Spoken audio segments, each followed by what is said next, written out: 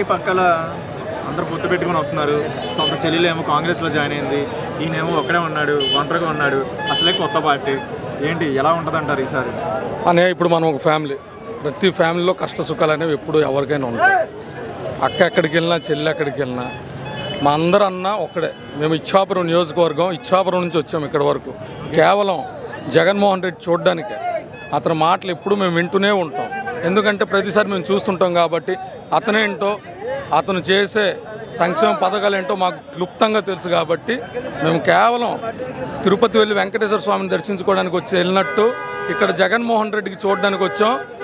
చివరి క్షణాల్లో అక్కడి నుంచి ఇక్కడ రావడానికి ట్రాఫిక్లో ఇరుక్కుపోయి చూసి వచ్చాం. మేము ఈ జీవితానికి చాలు మాకు అతను చేసిన సంక్షేమ పథకాలు అయితే. కానీ ఇన్నాళ్ళు ఒక నేటివిటీ సర్టిఫికేట్ కావాలన్నా, ఒక డెత్ సర్టిఫికేట్ కావాలన్నా, ఒక బర్త్ సర్టిఫికేట్ కావాలన్నా, ఒక రేషన్ కార్డు కావాలన్నా, ఒక పెన్షన్ కావాలన్నా, ఒక మొటేషన్ ఏదైనా కావాలన్నా ఒక ఎంఆర్ఓ ఆఫీస్ చుట్టూ తిరిగి ప్రజలు అలిసిపోయేవారు. కానీ ఈరోజు వాలంటీర్ వ్యవస్థ వాళ్ళ ఇంటికి వెళ్ళి ఒక్క రూపాయి కూడా తీసుకోకుండా, వాళ్ళే కనీసం సర్పంచులతో కూడా సంబంధం లేకుండా సచివాలయం వ్యవస్థ ప్రతి ఊర్లో స్థాపించి ఎంప్లాయ్మెంట్ చేసి, వాలంటీర్లు కూడా ఈరోజు ఎంప్లాయ్మెంట్ చేసి, వాళ్ళు ఈరోజు జగన్మోహన్ రెడ్డి గారు ఒక్క రూపాయి లంచం కూడా ప్రతి ఏ వ్యక్తి దగ్గర నుంచి తీసుకోకుండా ఈరోజు ఇంత సేవను అందిస్తున్నారు. దీనికంటే ఈ భారతదేశం స్వాతంత్రం వచ్చినప్పటి నుంచి లంచం లేని గవర్నమెంట్ ఏదైనా చూస్తున్నామంటే కేవలం జగన్మోహన్ రెడ్డి గారే. ఇంతకుముందు ఒక అన్నయ్య చెప్పారు, కరోనా టైంలో 2 సంవత్సరాలు మందే కాదన్న యావత్ ప్రపంచం కష్టాల్లో ఉంది. కానీ ఈ 2 సంవత్సరాల్లో తాను అమలు పరిచిన సంక్షేమ క్యాలెండర్లో ఒక్క పథకం కూడా ఒక్క డేట్కి మిస్ అవ్వకుండా 1వ తేదీకి పెన్షన్, రేషన్ ఉచితంగా ఇచ్చిన ఏకైక ముఖ్యమంత్రి భారతదేశంలో ఎవరైనా ఉన్నారంటే జగన్మోహన్ రెడ్డి గారే. అలాంటి ముఖ్యమంత్రి మళ్ళీ రావాలి. ఒక పేదవాడు బాగుపడాలంటే ఒక జగన్మోహన్ రెడ్డి ముఖ్యమంత్రి కావాలండి. ఈరోజు మాకు డబ్బు ఉంది, మేము కార్పొరేట్ స్కూల్లో చదువుతాం, కానీ ఈరోజు నాడు నేడు బళ్ళు చూడండి, ఆ స్కూళ్ళు ఎలాగున్నాయి. పేద విద్యార్థులు ఒక ఉన్నత స్థాయికి చదివే స్థాయికి ఎదిగారు. ఒక హాస్పిటల్స్ చూడండి ఈరోజు ఎలాగుందంటే, మా ఉద్దానం ప్రాంతం కిడ్నీ సమస్యలతో సతమతం అవుతుంది. ఈరోజు 10,000 రూపాయలు కిడ్నీ పెన్షన్ ఇస్తున్నారు, దీర్ఘకాలిక వ్యాధులకు 5,000 పెన్షన్ ఇస్తున్నారు. ఇంత సేవ చేసే వ్యక్తి ఇంకెవరున్నారన్న? అన్న టీడీపీ గవర్నమెంట్లో డెవలప్ జరిగిందంటే ఏం జరిగిందన్న?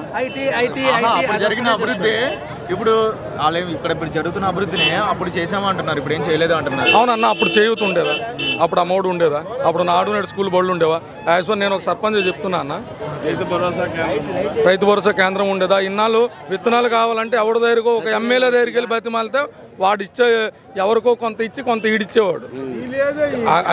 అయ్యగారు ఒక నిమిషం. నాడు నేడు బళ్ళు, స్కూళ్ళు శిథిలావస్థ స్థితిలో, ఒక యూనిఫామ్ కూడా లేని పొజిషన్లో స్కూళ్ళు ఉంటే ఈరోజు పిల్లలకి ఒక మంచి యూనిఫామ్స్ ఇచ్చి ఒక ఉన్నతమైన వాళ్ళకి ఇన్ఫ్రాస్ట్రక్చర్తో, వాళ్ళకి బెంచెస్ కానీ, వాళ్ళకి చేసే ఫెర్టిలైజర్స్ కానీ ఇవన్నీ చూస్తుంటే వాళ్ళకి వారానికి 5 రోజులు వివిధ రకాల భోజనాలు పెట్టే ఎవరున్నారండి? ఇన్నాళ్ళేమండి బంగాళదుంప పప్పు. కానీ ఇప్పుడు రోజుకు ఒక రకం పిల్లలు ఆనందంగా ప్రైవేట్ స్కూల్ కంటే గవర్నమెంట్ స్కూల్నే ఇష్టపడుతున్నారు.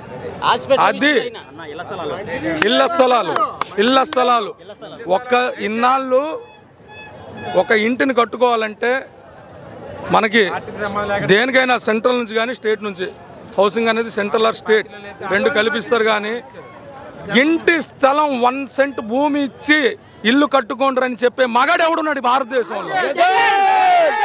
ఇచ్చి ఇల్లు కట్టించి దగ్గరుండి చేయించి రిజిస్ట్రేషన్ 28 అన్న రిజిస్ట్రేషన్లు కూడా చేయించే ఏకైక ముఖ్యమంత్రి వైఎస్ జగన్మోహన్ రెడ్డి భారతదేశంలో నంబర్ 1. ఇంతవరకన్నా మీకు తెలుసో తెలియదు, మీకు తెలియదు ఏముండదు మీడియా ప్రతినిధులు.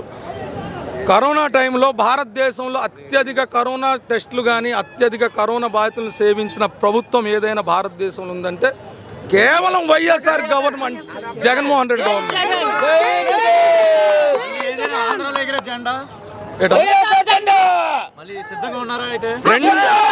2034 వరకు మేమే.